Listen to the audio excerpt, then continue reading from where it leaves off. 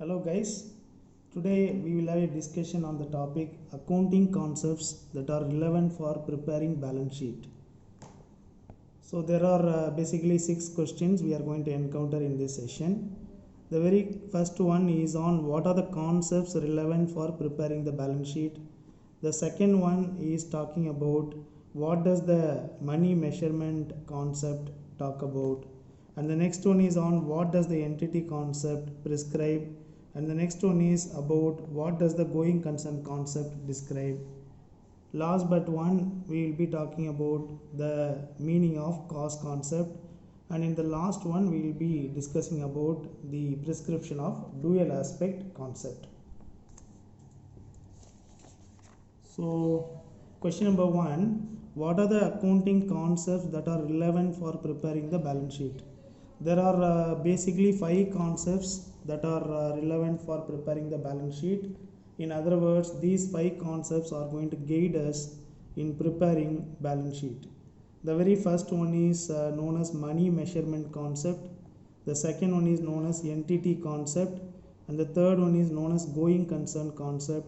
The fourth one is known as cost concept, and the last one is known as dual aspect concept. Question number 2, what does the money measurement concept talk about? So if you look at transactions, right? So transactions are basically events that take place in our day-to-day business activities, which can be divided into 2 types. One is known as monetary transactions and the other one is known as non-monetary transactions. What are monetary transactions?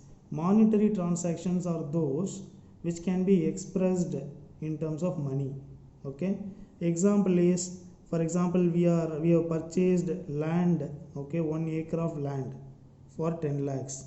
We have paid 10 of our staff members the salaries or wages which amount to 1 lakh.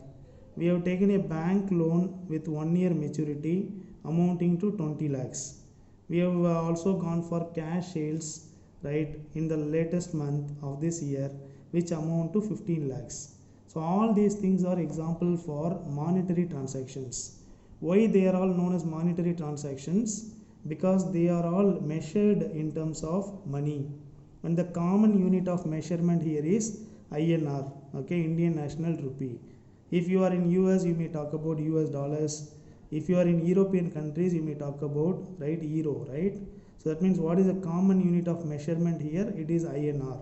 Okay, so if you look at all these, right, transactions, okay, for example, purchase of land, wages paid, cash sales, bank loan, all these things are basically measured in different units. For example, acre, right, land is measured in terms of acre.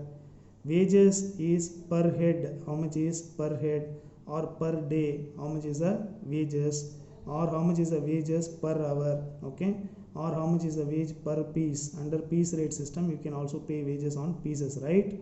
So the common unit of measurement is money, but each one of the variable is measured in terms of its own measurement units, right?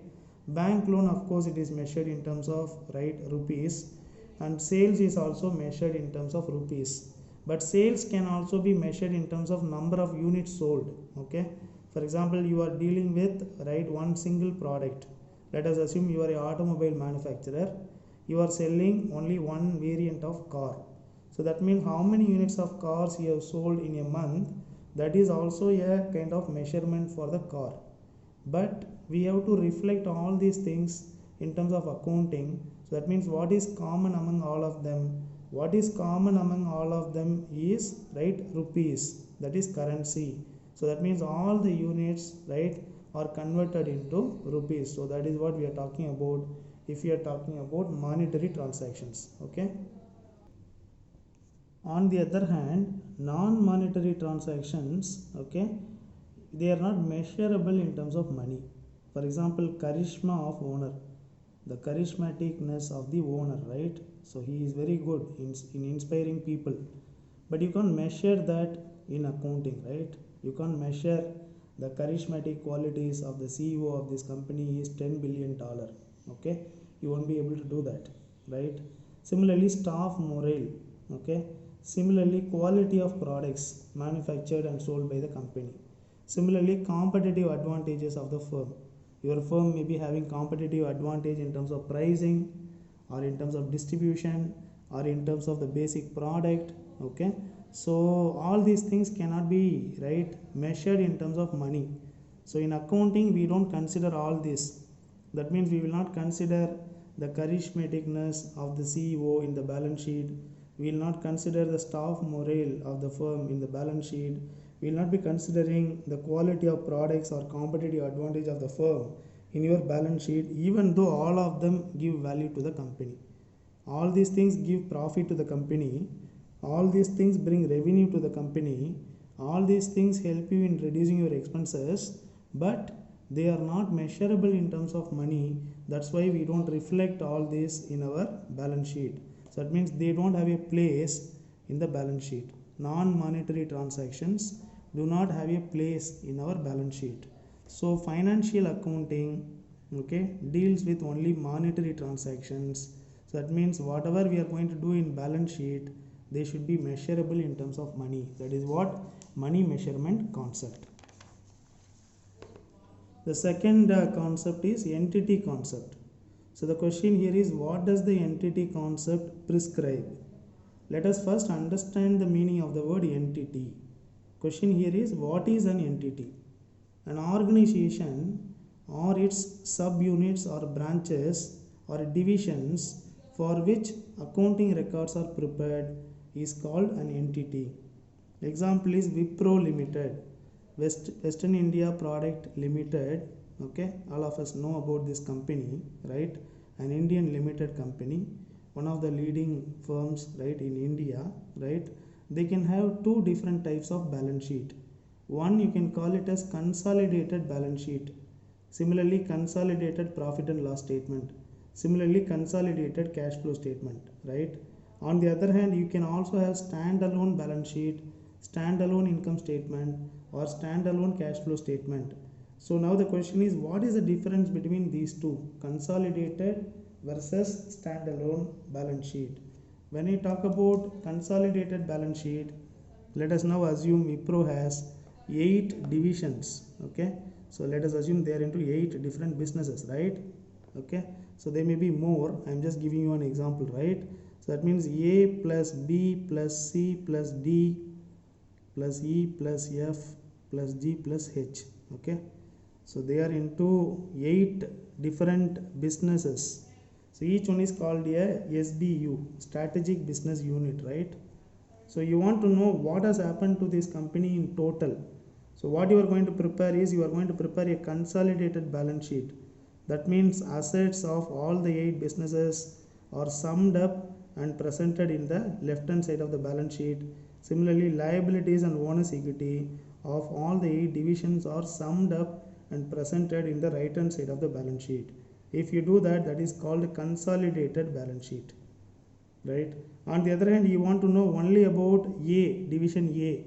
So if you are going to prepare the balance sheet only for A, you will represent or report the assets of A, liabilities of A, and owner's equity of A. Only division A numbers are represented. That is called standalone balance sheet. So when I talk about entity can be described at different levels.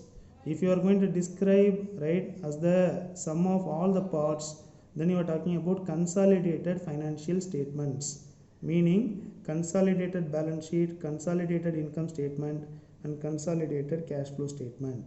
If you are going to talk about only one particular division, then you are talking about standalone financial statements, meaning standalone balance sheet, standalone profit and loss statement, standalone cash flow statement. You should have this in your mind, guys. I move further. Entity also includes non-profit making entities. Okay, example is university. Okay, example is, for example, Tirupati. Okay, so that means the temple, right, as an association or trust there which manages the activities of the temple, right? Yeah, so it is coming under non-profit entity. Okay, so that means it's not for making profit. Nevertheless, it does accounting. It talks about revenue, it talks about expenses, it talks about profit, it talks about assets, liabilities, owner's equity, and cash inflow, cash outflow. That means you are talking about non-profit entities. Okay, so I move further. The most important point you guys need to have in your mind is this, right?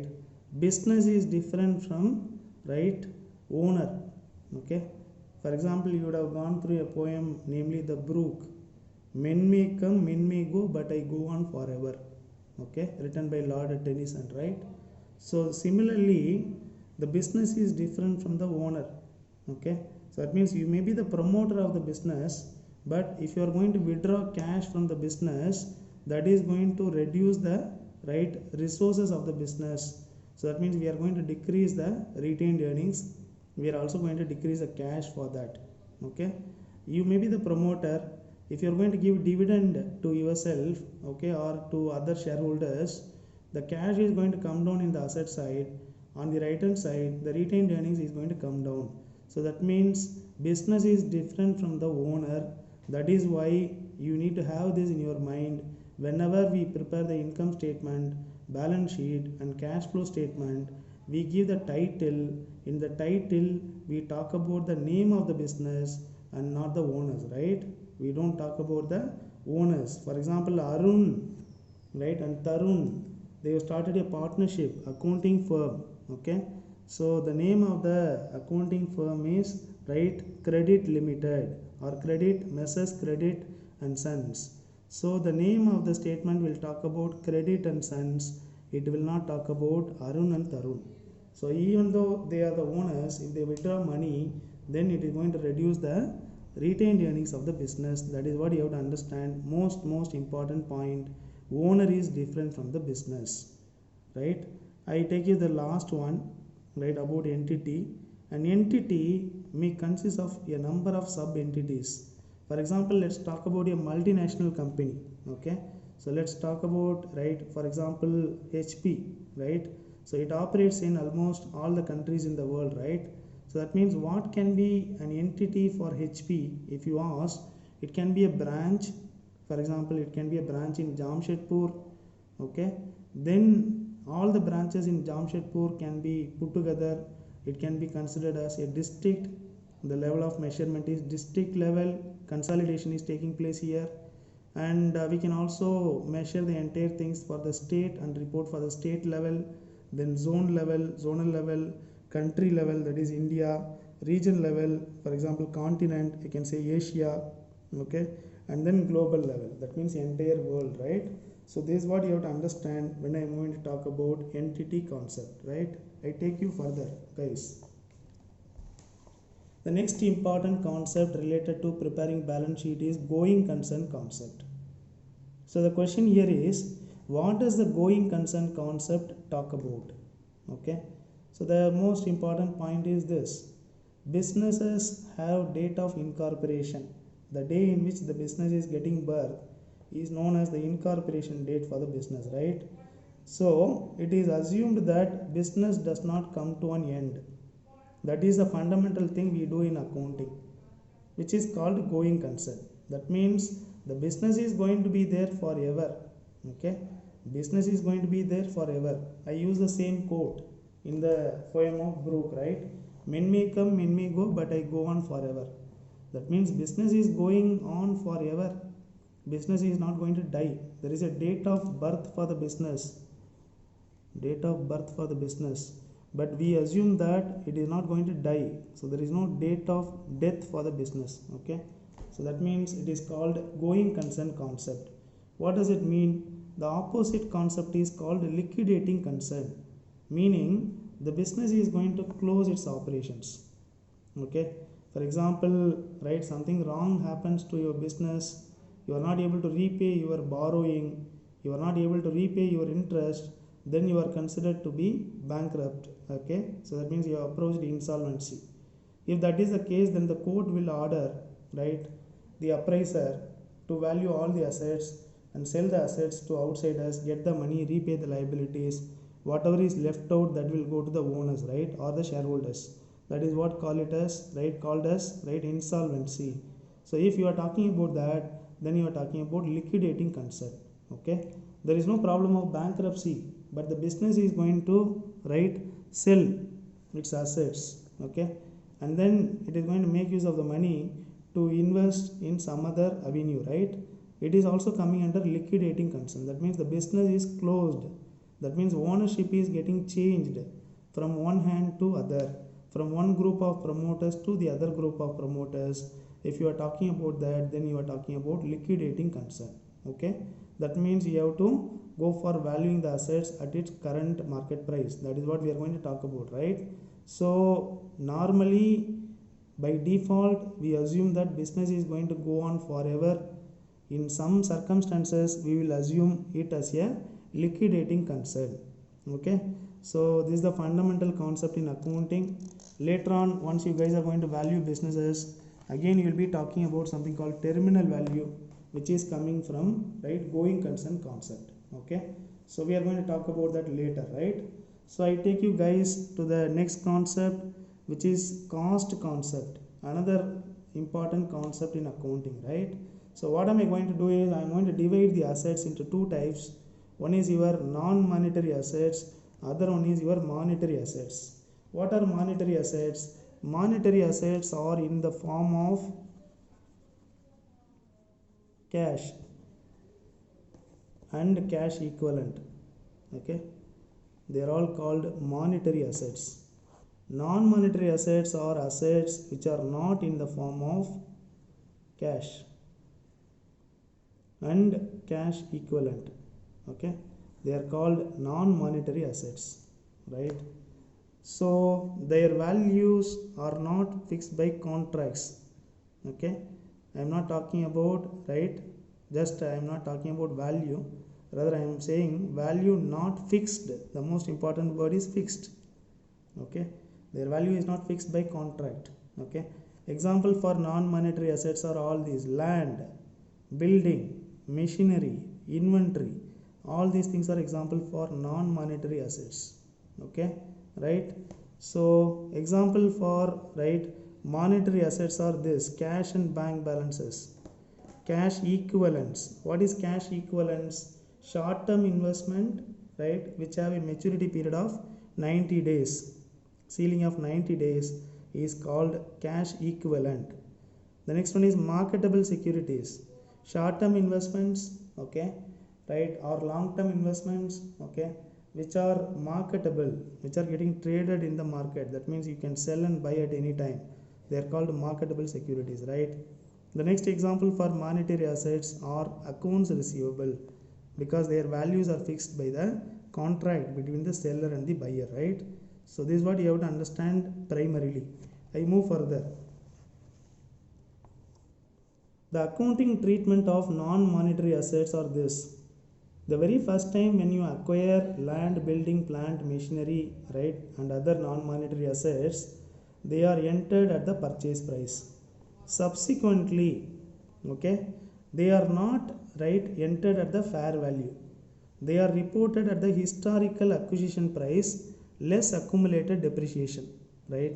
As I told you already in the previous video, land does not have any depreciation, okay, whereas building, machinery, they have depreciation, right? So that means initially when you buy the building, right, please go up, you are going to measure them at the cost price, that means purchase price. Once the building or the machinery completes its life, for example 1 year is over after the purchase date, what you are going to do is you are going to write the historical acquisition price, and then you will subtract the depreciation, accumulated depreciation, in order to write net building. Normally what we call it as gross block, that means gross fixed assets minus accumulated depreciation will give you what you call it net block, that means net fixed assets, okay. That's what I am talking about. If they are non-monetary assets, right, they are written at their historical acquisition price less accumulated depreciation. On the other hand, when you are going to talk about monetary assets, they are initially entered at their purchase price. Subsequently, they are entered at fair value, okay. So that means every time you are going to prepare your accounting records, balance sheet, right? What you are going to do is you are going to reflect them, write them at their current market value, right? What is fair value? I am going to talk about little later, right? So that means market value is quite relevant when you are going to talk about monetary assets, whereas market value is quite irrelevant if you are talking about, right, non-monetary assets. Land, building, machinery, market value is not important. Okay, you look at the balance sheet of a company which has real estate in a prime location in Mumbai. They purchased that land for about, right, 10 crores, right, 20 years back. Even today the value is shown as the same purchase price. Today the value may be 2000 crores, but the value is not updated because it is a non-monetary asset. On the other hand, the monetary assets like investments, okay, which are traded in the market, marketable securities, they are revised to their current value every time you are going to prepare your balance sheet. So that is what you have to understand if you are talking about the difference between monetary and non-monetary assets. I was talking about fair value in the previous page, right? So what is fair value? Fair value is not book value. It is not book value. What is book value? The value at which the asset is reported in the balance sheet is called book value. For example, non-monetary assets. I told you, land purchased for 10 crores 20 years back, right, still being reported at the same level of 10 crores, even though its market value is, right, around 2000 crores. Okay. So what is fair value then? Is it market value? If you ask the question, the answer goes this way. The definition is this. Fair value is the value at which assets could be exchanged between the mutually willing parties at the mutually agreed price. Okay. So that's what a fair value. That mutually agreed price is a fair value. Okay. That means there is no coercion. There is no force here. There is no pressure here. Okay. So that is where you talk about fair value, right? So in a way it is a market value. That means at the time when you are going to value the asset, what is a market value which is mutually agreed by the seller and buyer, which is called fair value. Okay. So now let's look at our discussion so far about monetary assets, non-monetary assets and monetary assets, right? So there are three criteria in accounting, right? The first one is known as relevance, meaning is it meaningful?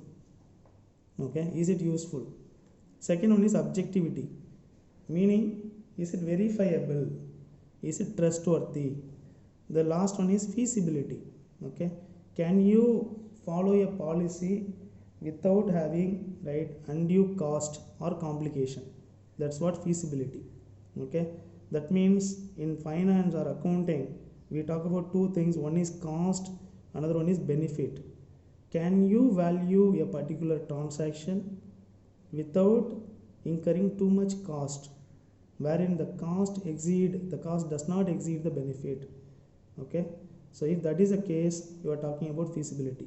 Okay, if the cost exceeds the benefit in the process of measuring the true value, then what you call it as it's not feasible. It's not feasible. Okay, right? So that means relevance means meaningful. Objectivity means, right, verifiability. Feasibility means, right, the cost and the complications are reduced. Okay, so if you are going to talk about, right, writing the non-monetary assets at the current market value in the balance sheet, okay, that is a proposal you are having. Question number one is it relevant? Is it required? Answer is yes, because we are writing balance sheet of so and so as on. Balance sheet of so and so as of, that means on the date what is the value of the asset. That is what the, right, literal meaning. But in reality, cost concept says, right, for non-monetary assets you enter them at their historical acquisition price less accumulated depreciation. So what does it mean? That means these values are not updated to the market value. Now the question is, why is it so for non-monetary assets, right? That is where we are going through three examinations. Examination 1 is on the question of relevance. Is it relevant to present the market value of the non-monetary assets on the date of the preparation of the balance sheet? Answer is yes, it is relevant, it is required. It will be better if you can do that. The second question is it objectively feasible? Okay, that means whether you do it or I do it or somebody else does the valuation, all three of us should get the same value, right? It's not possible. For example, a piece of land you purchased 10 years back or 20 years back at 10 crores. I told you the example of real estate in Mumbai, prime location. Okay, is it relevant to go for the market value of that? Yes, very much.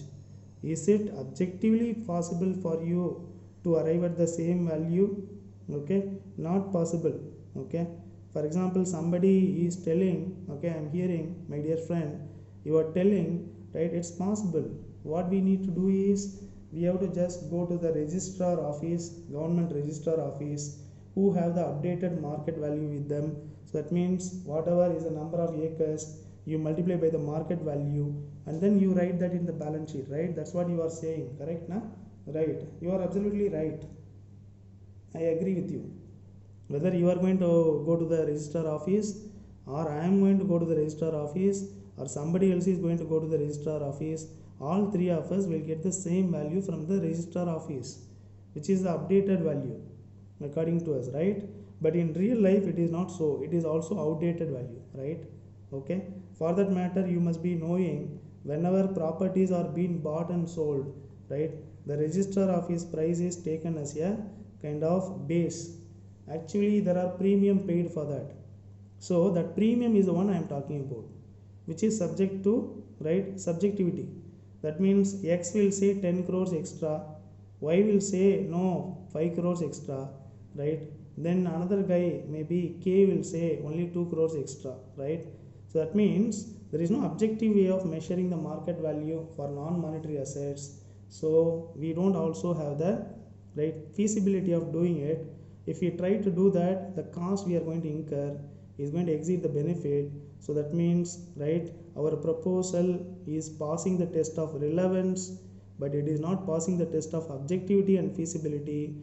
Hence we don't take the risk. So what we do is we go about reporting non-monetary assets at their historical acquisition price less accumulated depreciation. Okay, that is the basic thing you need to understand. Later on we are going to talk about this, wherein we will be talking about with the help of Ind AS, Indian Accounting Standard. Okay, right now this is the base at which you are starting. I told you already, accounting is a language. You are learning this new language, so you are in the process of understanding the basics. So right now you are understanding this way. Over a period of time your understanding will get evolved, right? So I take you to the same 3 examination for monetary assets. Is it relevant to report monetary assets at market value? Yes. Is it objectively feasible? Yes. Is it possible for you to do that with reduced cost and complications? Yes, very much. Example is, for example, you have 1000 shares of Reliance Industries Limited. Is it possible to arrive at the market value? Yes. Is it objectively feasible? Yes. Today is Sunday. Okay. What you need to do is you just look at the closing price on Friday, right, in BSE or NSE. So that means whether you do it or I do it, we will get the same value. Is it feasible to do that without much complications? Perfectly yes. Okay, since we are passing all 3 tests, the verdict here is monetary assets are entered at their fair value, whereas non-monetary assets are entered at their historical acquisition price less accumulated depreciation. What do you call this concept? Cost concept, right? I hope you are getting this, right? Wonderful. I take you to the last concept, right? What does the dual aspect concept describe? According to accounting principles, every transaction will impact at least 2 accounts. Accounts here are known as T accounts. I am going to talk about that. Example for accounts are revenue, okay, expenses, right, assets, liabilities, owner's equity. Okay, all these things are example for accounts, right? So every transaction, that means every event which is measurable in terms of money, is going to impact at least 2 accounts. right? That is what the fundamental thing, right? So that means there are two aspects to every transaction. The very first aspect is known as left hand side aspect, which is otherwise known as debit aspect. The other aspect is known as right hand side aspect, which is otherwise known as credit aspect. The left hand side aspect is otherwise known as assets. The right hand side aspect is otherwise known as liabilities and owner's equity. That means what is the accounting equation, guys? The accounting equation is assets are equal to liabilities plus owner's equity. So this is the very first thing you need to know, and this is the thing which is going to come throughout our discussion on accounting. Okay, accounting equation, right? Yeah. So what am I going to do is I am going to give you two, right, examples for what we are talking about in terms of dual aspect, right? So let me give you a hypothetical transaction, that is you are starting the business with a capital of INR 50 lakhs. So the left hand side aspect is assets or debit, the right hand side aspects are liabilities and owner's equity. When you are starting the business with a capital of 50 lakhs, I told you are preparing the statements from the perspective of the business, not from the perspective of the owner. So that means the asset which comes inside the balance sheet is cash. It goes from 0 to 50 lakhs. Whereas there is no liability, there is no obligation, right, for the business. But the money is coming from owners. So it is owner's stake. So how much is the amount of investment? 50 lakhs, which is put under the heading of capital. So that means liability is 0, capital is 50 lakhs, otherwise owner's equity is 50 lakhs. Total of the right hand side is also 50 lakhs. Asset, namely cash, is 50 lakhs. So that means assets are equal to liabilities and owner's equity. We have proven this. This is what the dual aspect. Let me take you to the same firm second transaction. Okay, the firm has borrowed from a bank. Okay, it's a bank loan, right? In some countries it's known as notes payable. Okay, notes payable meaning bank loan for INR 30 lakhs. So what is happening to your, right, existing balance sheet now? So your cash is going to go from the present level of 50 lakhs to the revised level of 80 lakhs because 30 lakhs extra have come inside. So that means opening balance of 50 lakhs plus 30 lakhs gives you total of 80 lakhs. Whereas if you go to the right hand side, initially you were having capital of 50 lakhs. Now you are getting a liability, namely bank loan of 30 lakhs. So what is the total, guys? Right hand side 80 lakhs. What is the total on the left hand side? 80 lakhs. So that means what? Again we have proven that at any point of time A is equal to L plus OE. That means at every point of time the accounting equation is kept intact. This is what known as dual aspect concept. Okay, that's it, guys. So let's look at the summary of this discussion today. We got an introduction to accounting concepts that are relevant to balance sheet preparation. There are 5 concepts that are required: money measurement, entity, going concern, cost, and dual aspect. Money measurement concept says anything and everything that is measurable in terms of money, and money only, will appear in the balance sheet and other financial statements. Entity concept states that owner is different from the business. Going concern concept states that business is not going to die, business is going to live forever. It is not liquidating concern. Cost concept says that non-monetary assets need to be measured at their historical acquisition price less accumulated depreciation, whereas monetary assets are going to be expressed in terms of their fair value. What is fair value? The value at which there is an exchange of asset between mutually willing buyer and a mutually willing seller is called fair value. And the last one is dual aspect concept. Every transaction has two aspects: the left hand side aspect, otherwise known as debit aspect, the right hand side aspect, otherwise known as credit aspect, right? I hope you are understanding this, right? So see you guys in the next video.